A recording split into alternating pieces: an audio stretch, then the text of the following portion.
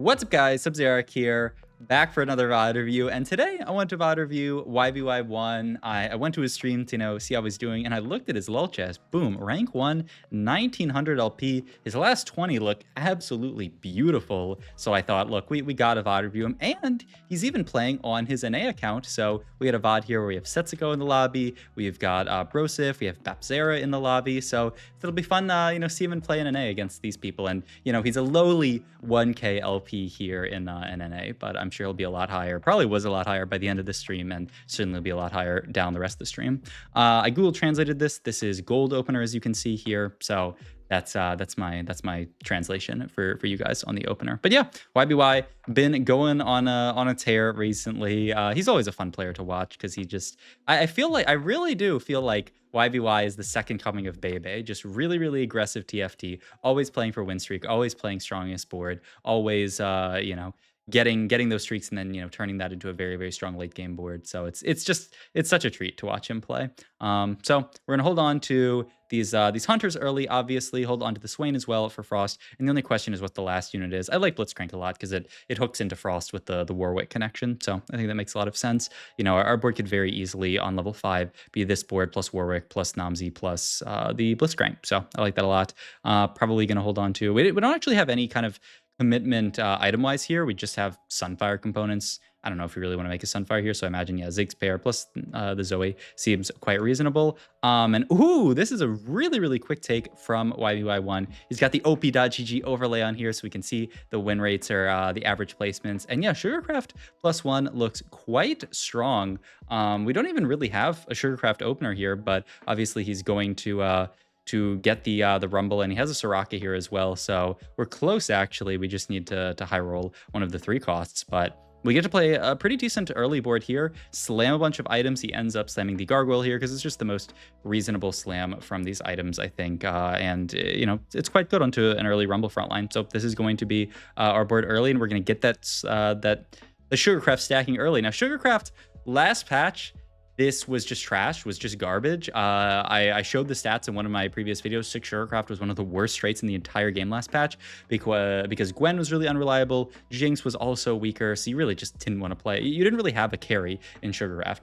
Nowadays, it's quite a bit better. Ooh, I mean, that's a YBY1 play if I've ever seen one. The double level here to get the Shyvana in at 2-2 here to play for streak. Because it's gold opener, I feel like YBY must love these type of openers because he just gets to play so much more aggressively here. Yeah, he ends up playing full open here. So, I mean, hey, we end up spending what is essentially a gold. We would have made econ if we hadn't leveled here. We end up basically spending a gold to very likely guarantee our win streak here, and also do a little bit more damage to that person, get some earlier like high level shops. It kind of makes sense, right? If we want to push level early here because we're really digging for 3 costs, right? We want to get 4 Sugarcraft in as soon as possible. We also just want to play for win streak here because our board is pretty strong. So it actually makes a lot of sense. But like I said, the second coming of Bebe, this guy, if YBY ever has a spot to early level, he's going to go for it, and he goes for it here. So it makes sense. Holding on to a lot of good pairs here. We have the Giants built open, so it'll be interesting to see what we go for off Carousel.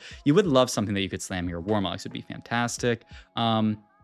It'll be interesting to see what his final board is with the vertical Sugarcraft. There's also like Redemption here, which is open, I guess, if you want to slam something. I guess if you are, for sure playing into AD, you could take like the Cloak and play like Even Shroud, which would be an okay slam, I guess, but I don't know how good it would be late game. And so, yeah, I like this. Just slam the Redemption. You want to make an item here, and you want to play for streak. Throw the Mordekaiser in to make our board just a little bit stronger here. He's also holding on to the Wukong, so maybe we'll see a Wukong on our board down the line. We'll see what the future holds for us. We are fighting Vertical Fairy here, but still level 4. It's like everybody in this lobby actually is playing a pretty weak opener, which is great news for YBY1 because he just gets to play Giga Win Streak here and take a free 4 streak. Just continue to stack up that Sugarcraft, which is fantastic. The faster you can get that stack, the better. And hey, if we ever find a 4th Sugarcraft unit, then we can get that in and start stacking it up way faster. That would be the dream there. That guy's Honeymancy Arcana is their spats, by the way. That is kind of disgusting. Allows you to play for a really, really easy, just like Honeymancy and then cap out with Arcana later, and they'll easily have 5 Arcana in late game, so scary.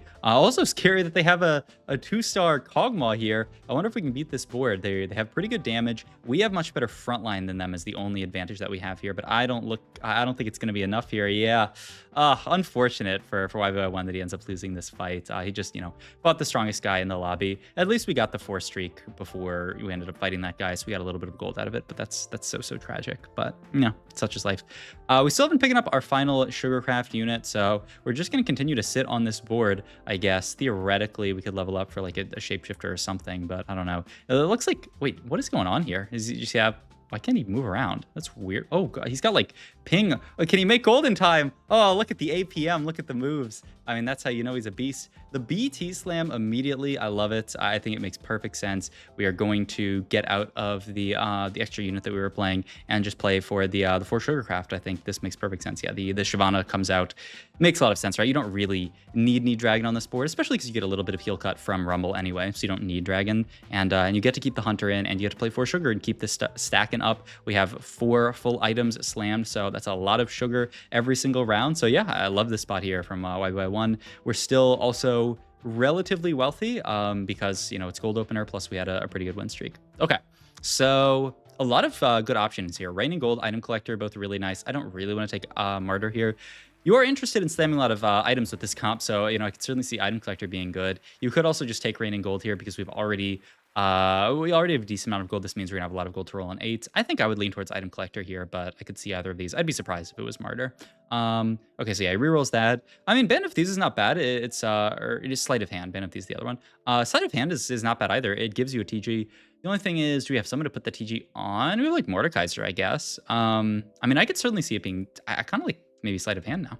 Yeah, he's gonna reroll this one. Looks like he's still looking at the Econ Augment here. Maybe Afraid. It was actually a really important scout from YBY1. I want to see what he sees here, actually. Let's bring it down, because I think what he's doing here, if this is what he's doing, he's a genius. I mean, maybe he's just scouting to scout because he's a beast. But I think he wants to know, like, how contested are the units that I'm looking for this game? It's 3-2.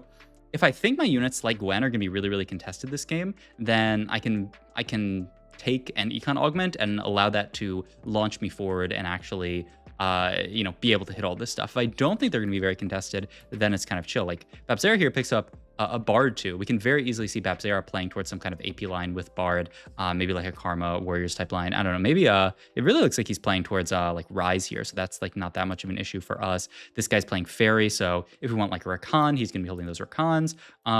So yeah, this guy looking like Varus line perhaps. Yeah, could be Varus. Seems likely with the red buff and the LW. So I think a decent amount of contest, but not an insane amount here, but we'll see. Yeah, he does take the Reigning Golden. Ooh, there is a Gwen already, which, yeah, there is nothing wrong with that. But yeah, I mean, I think this makes sense.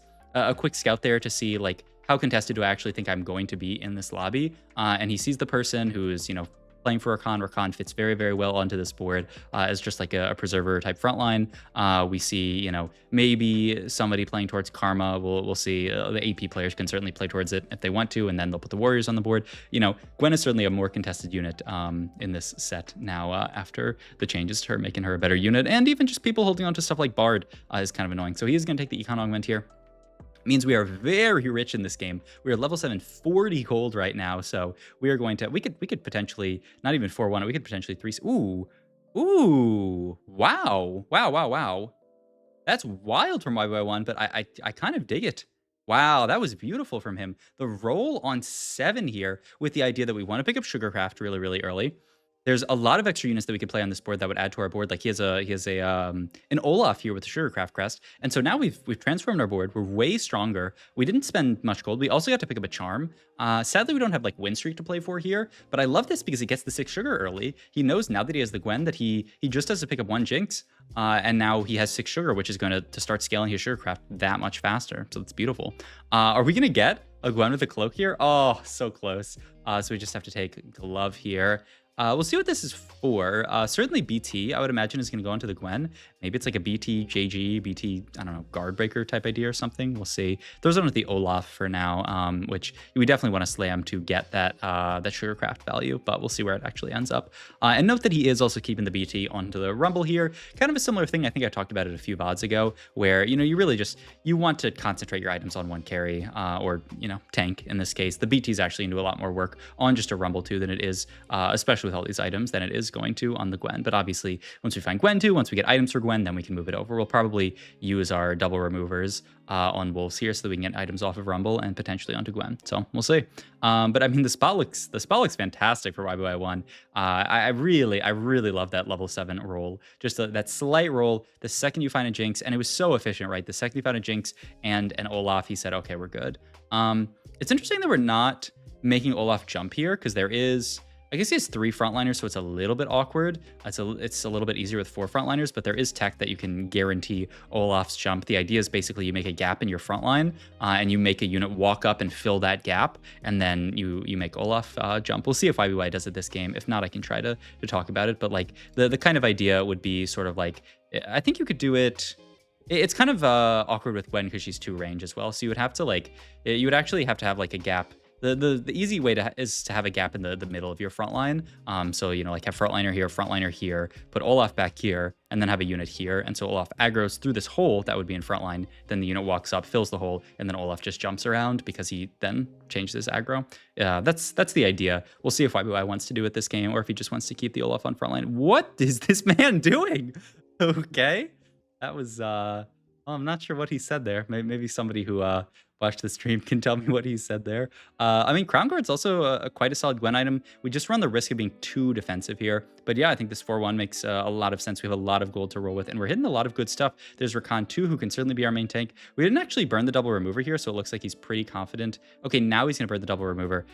So actually a little bit of a miss from YBY1. He could have had an extra remover here if he had burned these double removers before minions. And yeah, he is going to make the JG with the glove that we were talking about earlier. Not going to go for the Crown Guard because, yeah, BT Crown Guard sounds like a good way to do 0 damage. So I like the JG here a lot. Not sure why we have Nami in the planner, but that was a very successful roll down. The Rakan 2 and the Gwen, that's just what happens when you roll this early. All right. Last augment here, invested. I don't really love invested in a spot like this where we've hit most of our board already. I would love something that gives us items here. You could certainly think about Spellcaster's Toolbox, right? Freaky Friday's probably not bad either, but Spellcasters, I imagine it's not bad on Gwen. Ooh, we have a lot of stuff we go for as well. But yeah, Spellcasters, you get the Mana Zane over to the Gwen, and eventually we're gonna get the Zanya's there as well. The only question is then what is Zanya's going to replace? What is this man doing with his camera? Oh, he's cleaning it, actually. Oh, that was nice. Oh, wow. Now it looks so nice. Okay, cool. But I mean, this is our board for now. The other lovely thing about Spellcaster's Toolbox here is that it's items that's going to accelerate our ability to get Sugarcraft. Man, look at this Mana Zane Gwen, by the way, just snipping the entire front line down. The only sad part here is she actually missed her last cast, which was kind of annoying, but that's okay. Not the end of the world, I guess. Yeah, I haven't actually looked at here. Let's do a quick statistics check here on Gwen, and I'll do just Gwen 2-star with 3 items, and then just look at Ornn items because I don't actually know what is Biss here. It looks like the JG certainly looks amazing in the stats, and the BT actually doesn't look that good. Hodge is usually better, which makes sense. Zanya's looks fantastic on here. Mana Zane looks great as well. So yeah, I bet if you look up Spellcaster's Toolbox, the stats, yeah, the stats say it's pretty good, 3.63, whereas the average 3.75, so like a minus like 0.1 delta. Not bad at all. And I mean, certainly in this line where you're playing around the all of these Sugarcraft units. Also, he did put the Xerath in for a moment, but now that we have the Rakan 2, we're certainly going to play around that. And he just has the Fiora on board as well for the Warrior for Gwen, which is pretty important. So makes sense that this is our board here. And then we still have the Olaf in. Olaf could theoretically come out later, but the thing is we're Olaf paired here, so Olaf might just be in for the long haul because we want to be able to play for an Olaf 2 late game. Theoretically, you could Olaf for like more preservers, I guess, or I don't know. I doubt you're playing like for Warrior here. Look at this Gwen go, by the way. She just a couple of fights there. She was wasting her cast, which is a little sad, you know, just like snipping right as she kills a unit. But I mean, she's certainly doing a lot better than Gwen was doing last patch. So yeah, I mean, that feels pretty good. Maybe the idea is we could move BT to Olaf and then look for a last Olaf item and then just go no healing item onto Gwen. I'm surprised he's actually Yeah, I would think it would be bow here for Olaf item, but I guess you could also finish like yeah, I kind of love this Titans here, and then we can just move that to Olaf later. We need more removers. It actually is a sad miss that we didn't get that remover, that extra remover by removing our items before minions, because like we could have another remover right now and move items over to the Olaf, and then the other part is going to be that once we get this Zanya's, I imagine that wants to go onto Gwen. It's probably not terrible on Olaf, but you'd much prefer it on Gwen, I would think. Big, beefy front line to get through. Gwen doing a lot of work, though. Can she get through the Rise? Yeah, snips that Rise really close between her and the Zoe. Boom. 12.7K from the Gwen there. She is looking a lot better this patch. There's the Zanya's. He is just going to throw it onto the Olaf for now. We'll see if he can end up getting it moved over later. But I mean, certainly for now, this seems fine. Maybe some idea. Nah, there's no way we can really like pop items off of Olaf. So this might just have to stay on Olaf for now. But I mean, you need to slam it. So that's life. And I mean, it's not bad on Olaf, right? Giving him the ability to drop aggro is pretty good.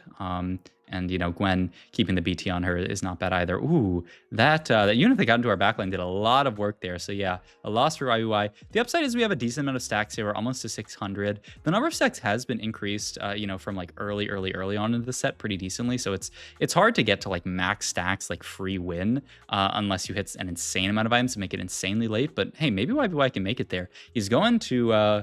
Going straight to level 9 in this spot, which makes sense. His board is so strong with hitting the Gwen too. You got to play a pretty uncontested line, which is nice. So yeah, the spot looks good. We also, where did he get that Olaf 2 from? Wait, did he get that? Did he get that out of orb from chickens? I mean, in that case, yeah, we got Olaf out of orb. My God.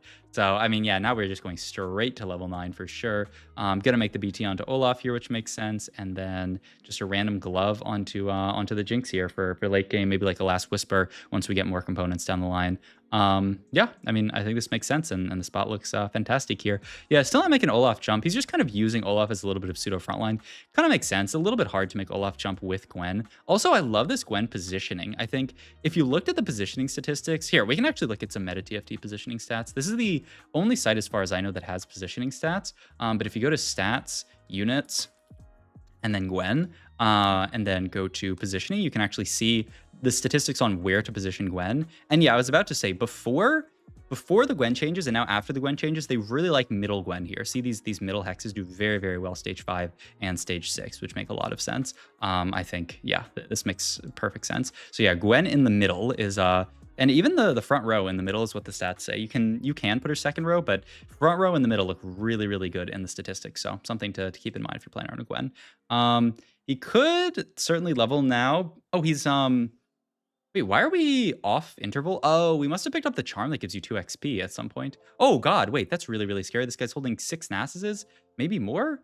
Okay, well, we definitely gotta watch out for that. And this guy's holding, that was 5 at least Callistas. Oh, this lobby's heating up. There are a lot of people digging for 3-star 4 costs here. I mean, that's what happens when you're in an econ galaxy, especially with so many people wanting to play econ augments these days so that they can hit their boards uncontested. So yeah, that is... Wait, no, there's a Callista under his little thing that's chat. So that guy is 1 off Callista 3. So yeah, YBY needs to spike here. Picks up the Morgana, which is fantastic here. I don't know what that charm was, but he does get to hold some extra Nasus here. It was a really cheap charm. I didn't know. I thought maybe it was the one that allows you to like remove her items and stuff, but it's not that. So maybe that was life insurance. I guess we'll see here if any of our units end up dying, but I don't know.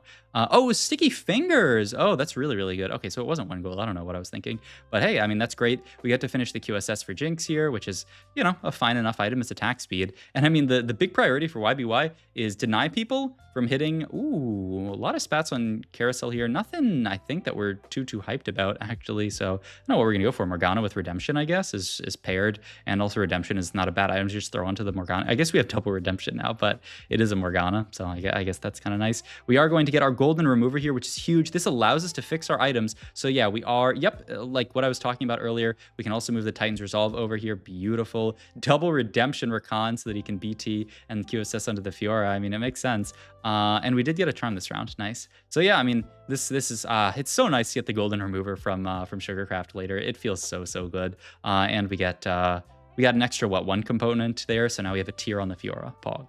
And, you know, maybe down the line we'll get another cash out. Hey, top 4 locked in. Not bad at all for YBY1. But of course, YBY is not a player who's happy with the top 4. He's only happy with a dub. He's holding extra Gwens here to potentially look for Gwen 3. Picks up just an extra... Oh, that was pretty cute from YBY1. Now that he has the golden remover, all removers that he gets are going to turn into reforgers. So he takes the augment that gives him a 3-star 1 cost and a remover and turns that into a reforger. That's pretty dope. And now he's waiting to see what his items off of neutrals are. And if he gets like a bad item, he can reforger it. I imagine we're going to reforger one of these redemptions. We'll see if he wants to reforger it. Yeah, he also maybe wants to reforger QSS. Wow, he actually... I'm surprised he did not reforger one of the redemptions there. So he reforged QSS just because he's not that big of a fan of the item. Ends up hitting Declaw, which is pretty good if we have some AP matchups. So that was really, really cool for my way one. I'm surprised he didn't check what the item was from this first, but I guess we're going Shiv. Yeah, Shiv is more reliable than Spark here. So that makes sense.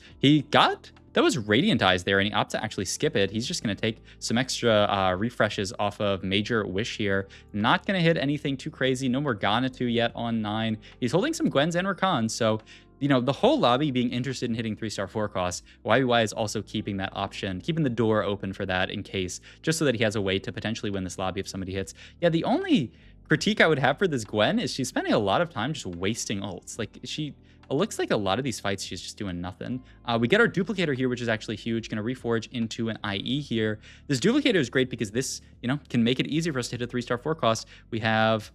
okay, and he's going to make the Rakan too because it looks like maybe, I don't know, that scout is really, really quick, but I guess Gwen is contested. So he's really, really close to Rakan, and really, he's one off Olaf 3 here, right? So this game is coming down to the wire. We just need to hit one Olaf here, and we have Olaf 3, and it's just us and one more player, 13 HP. All right, we have to just send it down here. We can sell the Rakan if we need to dig more.